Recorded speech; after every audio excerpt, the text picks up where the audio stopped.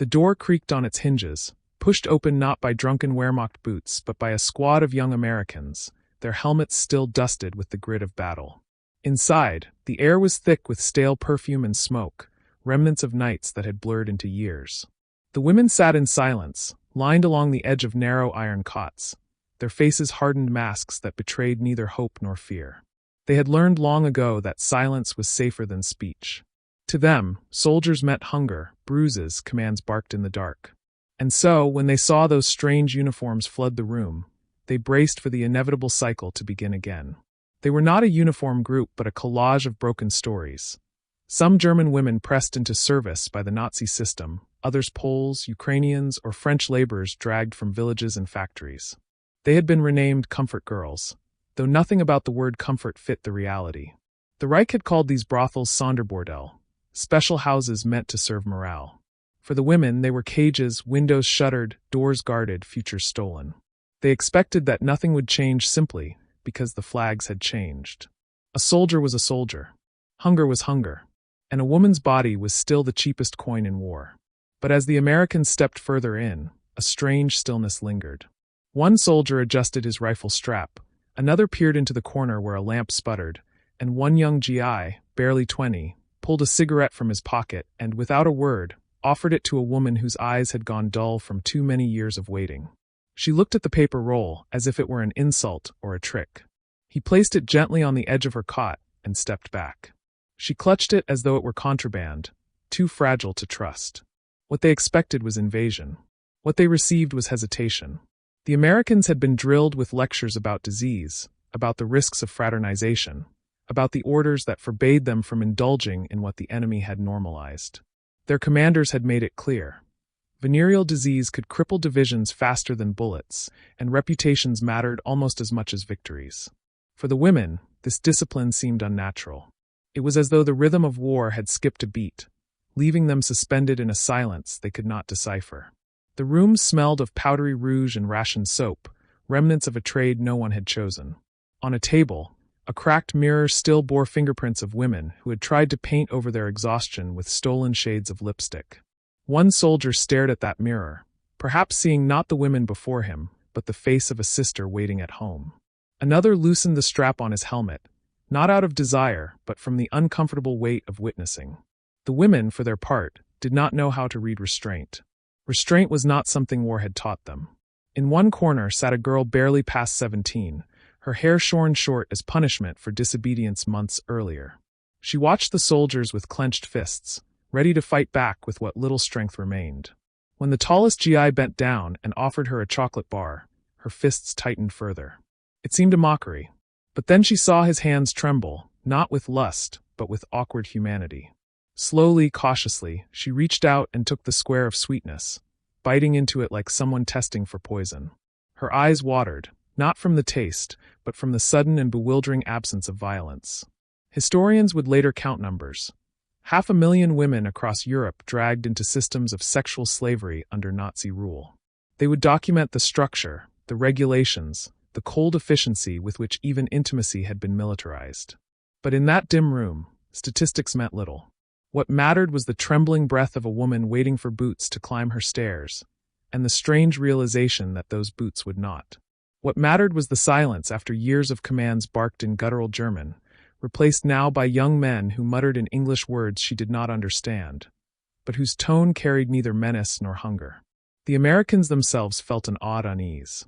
They had come to destroy, to liberate, to march in victory. But here they stood, confronted by women who looked less like enemies and more like survivors of a different front line. Some averted their gaze, ashamed at what their uniforms represented even in absence of action. Others lingered awkwardly, unsure whether leaving food and cigarettes counted as kindness or cruelty. And in that hesitation, a strange inversion of power took place. The women realized that for the first time in years, they were not entirely powerless. Yet relief came mingled with suspicion. Could it be true that nothing would happen? Or was this only the beginning of another routine, different uniforms but the same demands? They held their breaths, waiting for the shift, the inevitable turn. But it did not come. Instead, the soldiers filed out as quickly as they had entered, leaving behind cigarettes, chocolate, and a silence that felt heavier than shouting. The women sat unmoving, unable to celebrate, unable to trust, clutching those strange gifts as though they were fragile evidence that perhaps the world had changed. One of the older women, her face lined and weary, whispered to the others, "They didn't touch us." The words fell like stones into water, rippling through the group. Some laughed nervously, others wept. A few simply stared at the doorway, waiting for the next round of boots that never came. For the first time in years, the night stretched long and unbroken, not with footsteps but with the echo of restraint. Still, even in that relief, a new conflict emerged. If the cycle of violation had truly ended, what did that mean for women whose identities had been built on enduring it? They were left not with wounds, but with the confusion of survival and the fragile possibility of dignity. As dawn light seeped through the cracks of the shuttered windows, they realized the war outside had shifted, but the war inside them was only beginning. And what came next would challenge them even more than what had passed. The silence did not fade with dawn. It lingered like a ghost in the corridors of the old brothel, unsettling both the women who had lived by its cruelty and the soldiers who had stumbled upon its remnants. For the women, silence had always been dangerous. It usually came before the sound of boots on the stairs, before fists against the door, before the voice of some officer demanding service. Now it was different, and its strangeness gnawed at them. They sat with their chocolate bars half-eaten, with cigarettes still unlit between their fingers, as if these small gifts might dissolve at any moment into the old rhythm of abuse. What did it mean when men with power walked away without taking? For the Americans, too, the silence carried weight. They had been told in lectures that disease was an enemy lurking in perfume and painted lips, that a careless night could cripple an entire unit. They carried pamphlets warning that the cost of indulgence might be worse than a bullet. Yet standing in that dim room, they had felt something more visceral than policy. The unnerving truth that these women were not enemies but casualties of a different kind of battle. The tall soldier who had offered chocolate replayed the girl's wary eyes in his mind. He had stormed bunkers, seen comrades fall in ditches, but nothing unsettled him like the look of suspicion on a starving 17-year-old. He left her with candy, but walked away carrying the guilt of a war he had not waged. The women tried to decipher the soldier's restraint. Some whispered that it was a trick, that the Americans would return drunk and demanding. Others clung to the possibility that something fundamental had shifted, that perhaps these new uniforms carried with them a different code of conduct. Still, uncertainty gnawed at them. Their survival had been shaped by anticipating violence, and now they faced a riddle that left them vulnerable in a new way. How do you prepare for kindness when you have known only cruelty? Historians later contrasted this with the chaos in the East, where the Red Army surged through Berlin and left an estimated 100,000 women violated in just weeks. The comparison is stark, but for the women in these German towns, the difference was not an abstraction of statistics. It was the sudden realization that they were not prey tonight, that the boots had passed by without taking, that the cycle might have cracked at last. Relief mingled with confusion, and confusion hardened into a fragile hope. One woman, Anna, who had been forced into service after her husband was killed on the front, felt the strangeness most sharply.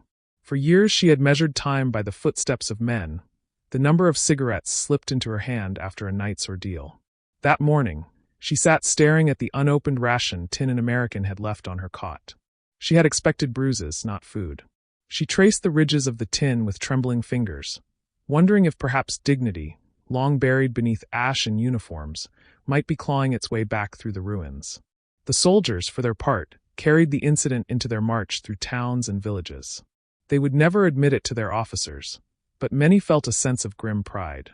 They had proven themselves disciplined, civilized, better than the enemy they fought. Yet in private, some wrestled with an uncomfortable truth. To walk away was easy for them, because they were free men. For the women, survival had never been a choice. That imbalance hung unspoken in the silence, like a reminder that restraint, while noble, did not erase the years already lost. When evening fell again, the women waited. No boots climbed the stairs, no fists rapped against the door. The quiet deepened, stretching across the town, across the broken country. Outside, the Americans moved on, carrying their rules, their rations, their cigarettes. Inside, the women began to speak to each other not in whispers of fear, but in hesitant fragments of possibility. They spoke of what they might do if the war ended, how they might leave these rooms behind. It was fragile talk, like smoke easily scattered by the smallest gust, but it was talk of futures, not just survival. The silence became, paradoxically, a kind of victory. Not one written in medals or headlines, but in the absence of footsteps, in the uneaten chocolate, in the unlit cigarette. The war had turned their bodies into battlefields, yet for once the enemy had not advanced. That refusal, that restraint, was more than absence. It was a signal that the cycle might break, that conquest did not always have to come with possession. Anna rose before dawn on the second day, and opened the shuttered window for the first time in months. Cold spring air swept into the room, clearing away the stench of smoke and sweat. She breathed deeply, and in that breath felt something she had not dared to name. The first thread of freedom, faint but real. The others gathered behind her, some weeping, some silent, all watching as the light crept into the room. They were still captives of memory, still scarred. But in that moment they were no longer waiting for boots. The Americans would not know what their restraint had left behind. To them, it was discipline, orders followed, a campaign continued without distraction.